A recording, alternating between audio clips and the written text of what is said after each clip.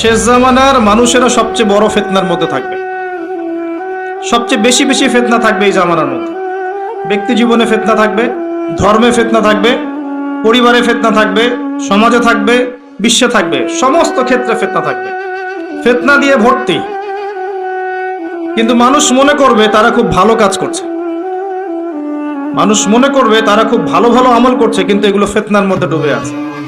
আপনি দেখবেন এখন তাওহীদের মধ্যে শিরিক ঢুকে গেছে, সুন্নতের মধ্যে বেদাত ঢুকে গেছে। দেখবেন হালাল রিজিকের মধ্যে হারাম ঢুকে গেছে। খুব কম মানুষই এখন হালাল রিজিক খায়, খুব কম মানুষই।